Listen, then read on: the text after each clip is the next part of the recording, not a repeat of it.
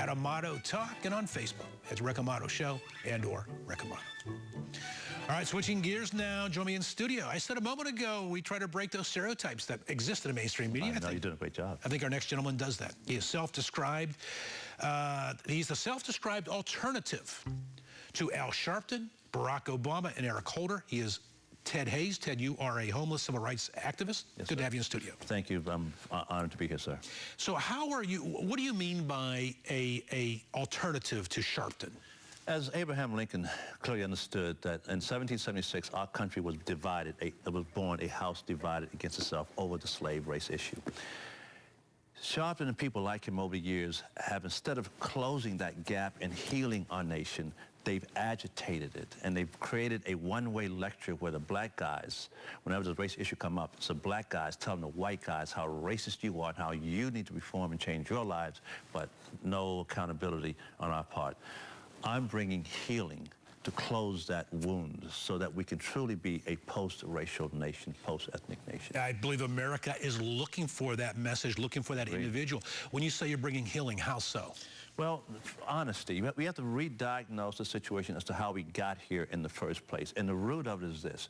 We have been told over the years that the white guy, the white man, went down to Africa, invaded the continent, kidnapped, stole a bunch of black folks into slavery, and then put them on ships and brought them over here. That is a lie. How so? What happened was that we were already slaves when the white guys purchased us on the shore. Slaves by whom? Muslims enslaved us. Black people, just like me, was enslaving one another, not because our skin was black. It had nothing to do with race. It had to do with ethnicity, though. We didn't like those guys, just like Europeans don't like each other.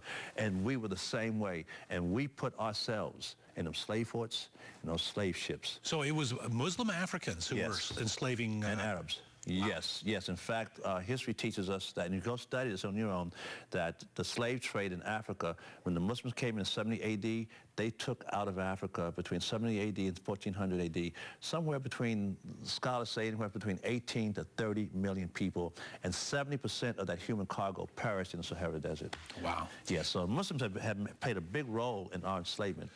How do you feel about the Ferguson?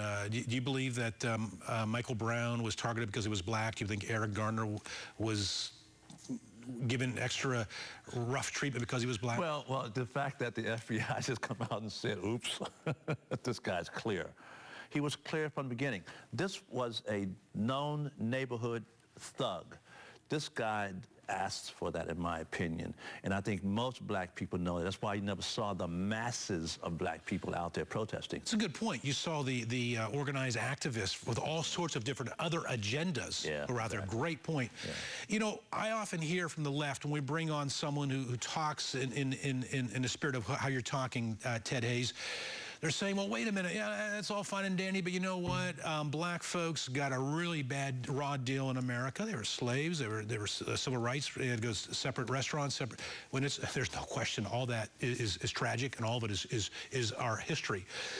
So the logic goes, we have to go out of our way to overcompensate to make sure that somehow things are equalized, and to not do that is. You're living 30 years ago, you're living in a bigoted world. What's your comment to the response to the left when they make that argument? You know, as far as I'm concerned, and anybody who's honest knows that white people in this country have come much, much further in changing their ways towards us black folks than we have towards you. We have not changed at all. We're still holding the same position. So the message has got to be now, we black folks need to do some changing and stop trying to make white folks change. You've changed to the point to where you become politically correct to the point that you've allowed this guy, supposed to be one of us, into the White House simply because of the color of his skin. Right. And you're afraid to confront him because you don't want to offend black people. And I say this to you, why are you afraid of offending black people? What are we going to do? We're going to get mad? We're going to do trap your neighborhood? No, we're going to trap our own neighborhood. So don't fear us like that. We're our worst enemy, not you. What is the message that the Republican Party should be giving to the black community? Because we know the overwhelming, they being the black folks, overwhelmingly vote Democrat. We know that the Democrat policies have failed. If you disagree, let me know. The black community, when you look at unemployment rate, You look at graduation, or the list goes on and on. Yeah. See, not only did the Democrats fail, they deliberately failed. That 1964 Civil Rights Act, that was a poisonous pill. How so? Well, they covered the pill with the sugar coating of integration. We'll be able to do better. But when you look inside the programs, you find socialist welfare programs that have completely worked its intended objective to destroy the black family. Is what happened. The Republicans, though, I think are more culpable than the Democrats in that they know better. The Republicans abandoned their two-pronged mission.